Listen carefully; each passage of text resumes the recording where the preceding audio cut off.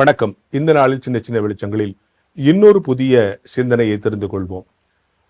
New year முடிஞ்சிருச்சு. எல்லாரும் happy new year சொல்லி சலிச்சு போயிருப்போம். ஒரு நாள் முடிஞ்சு இப்போ பழைய ஆண்டு ஆயிடுச்சு. ஒரு நாள் 2 நாள் தானே. இதை ஹாப்பி நியூ இயர் சொல்லலாமா, இது ஆங்கில புத்தாண்டுன்னு சொல்றது சரியா? என்னுடைய அருமை நண்பர் சுவிசேஷர் கூட இது இன்னொரு ஆண்டுன்னு தான் சொல்லணும், புது ஆண்டுலாம் சொல்லக்கூடாது, 2 நாள் அது பழசாயிடும்.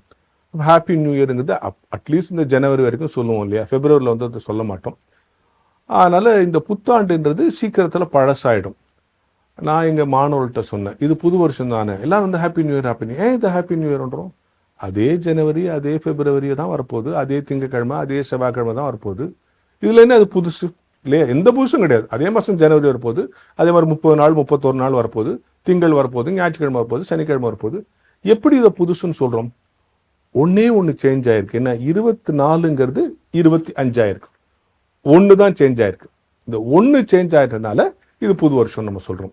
அதுபோல் நம்ம வாழ்க்கையில் இது புது வருஷம்னா போன வருஷத்தில் இந்த ஏதாவது ஒன்று சேஞ்ச் ஆயிருக்கும். ஒரு சின்ன கெட்ட பழக்கம் இல்லை சின்ன ஏதாவது ஒன்று சேஞ்ச் ஆனா நமக்கு இது உண்மையிலேயே புது வருஷம் தான். ஏன் புது வருஷம் சொல்கிறோம்? ஒன்று சேஞ்ச் ஆயிருக்கு. எது ஒன்று சேஞ்ச் ஆயிருக்கு? 24 25 ஆயிருக்கு. நான் இதை புது வருஷம்னு சொல்லணும்னா என் வாழ்க்கையில் ஏதாவது ஒன்று சேஞ்ச் ஆயிருக்கு.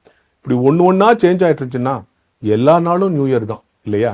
எனவே அதே கிழமைகள், அதே மாதங்கள், அதே கால அளவுகள் தான் வரப்போகிறது. இதை புத்தாண்டு என்று சொல்வதற்கு அந்த கேலண்டரோ நாட்களோ காரணமில்லை. நான் ஏதாவது ஒரு விஷயத்தில் புதிதானால், ஏதாவது ஒரு விஷயத்தில் நான் மாறினால் உண்மையிலேயே எனக்கு இது புத்தாண்டாக அமையும் என்கின்ற சிந்தனையோடு இந்த நாளை தொடங்கும்.